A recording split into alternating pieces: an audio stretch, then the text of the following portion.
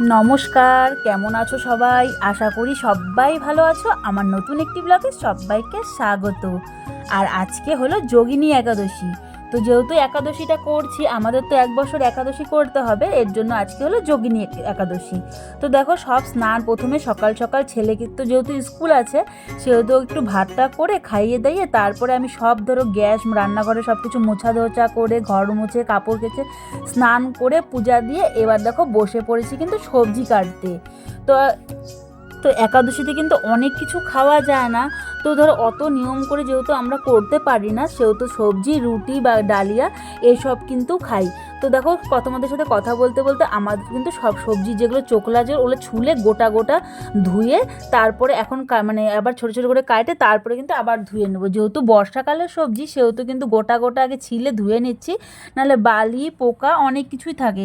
আর এই যে এখন যেই একাদশীগুলো করছি, এখন কিন্তু একাদশী করতে করতে অনেক একাদশীরই কিন্তু নাম জেনে গেছি, যেমন যোগিনী একাদশী, কামনা একাদশী, ভীম একাদশী, তারপরে নির্জলা একাদশী। তো এখন একাদশী করতে আরও কিছু আছে, কিন্তু সেগুলো ধরো নামগুলো মনে নাই। তো অনেক কিছু আছে, তো এগুলো করতে করতে আস্তে আস্তে না সব কিছু জেনে যাব। তো মানুষের কি বলতো, চর্চাতেই কিন্তু সব কিছু জানা যায়। তো দেখো, সবজিটা কাটা হয়ে গেছে, তো ওটা বসায় আসে তারপরে এদিকে আটাটা ছেঁকে নিচ্ছি। আর ওইদিকে দেখছো, ওই যে দেখো আমার ভাস্তা, তো ওদিকে কী করছে, মানে আমার যে মানে ভাসুরের ছেলে, ও একটা গামলার মধ্যে জলের মধ্যে মানে জল রেখে ওটাতে স্নান করছে। যেহেতু বাচ্চা মানুষ, জল কিন্তু সবাই ভালোবাসে, আর খেলছে। তো এই দেখো সব আটাগুলো ছেঁকে নিচ্ছি। যেহেতু বর্ষাকাল না, আটা হাঁটার মধ্যেও কিন্তু পোকা হয়, এর জন্য বরমশাইকে বলছি যে অল্প করে সব কিছু নিয়ে আসবা, যেন 1-2 দিন খায়ে খায়ে সব শেষ হয়ে যায়, যেহেতু না থাকে। তো এর আগে না একবার অনেকগুলো নিয়ে আসছিলো, তো অনেকটা পোকা বেড়েছে আর অনেক কিছু কিন্তু নষ্ট হয়েছে। কিন্তু অপচয় করতে জিনিস কিন্তু খুবই খারাপ লাগে।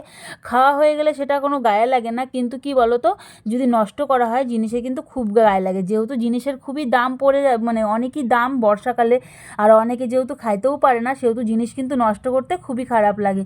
তো এই যে কথা বলতে বলতে, তোমাদের সাথে কথা বলতে বলতে আমার এই যে আটাটা ছ্যাঁকা হয়ে গেলো, এবার বসে পড়েছি আটা মাখতে। আর আজকে সকাল থেকে কিছু খাইনি, খালি 1 কাপ চা খাইছি।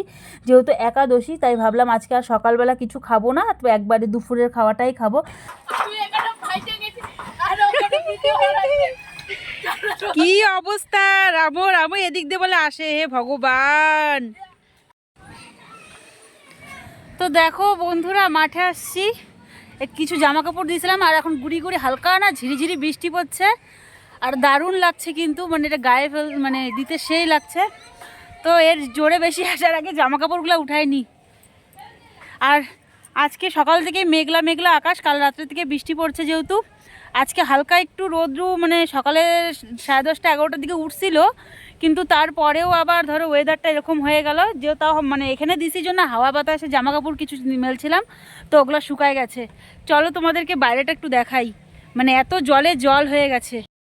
তো দেখতে পাচ্ছ সব জায়গায় কিন্তু জলের জল। আর ওই যে একটা গাড়ি দেখতে পাচ্ছ, ওই পাশে কিন্তু একটা স্কুটি দাঁড়ানো আছে, ওটাই কিন্তু এই পাশের মানে রাস্তা, এই জমিগুলো যার তার ওই পাশের দেখো রাস্তা। আর ওদের অবস্থা দেখো, মানে রাস্তা দিয়ে না এসে, ভালো জায়গাতে না এসে একদম জলের মধ্যে দিয়ে আসছে, তো চুবান খায় গেছে সব কটাই আজকে, কিন্তু চুবান জলের মধ্যে চুপ খায় গেছে। তো তারপরে যে দুপুরবেলা খাওয়া দাওয়া করে এখন বিকাল 5টা বেজে গেছে, আর এখন যাচ্ছি দিল ছেলেকে নিয়ে প্রাইভেটে দিতে। তো আমাদের বাড়ি থেকে কিন্তু বেশ খানিকটা দূরই আছে প্রাইভেট, এর জন্য ধরো হাঁটতে গেলে মানে অনেকটা দেরি হয়ে যাবে, এর জন্য ভাবলাম যে ওকে টোটো করেতেই দিয়ে আসি।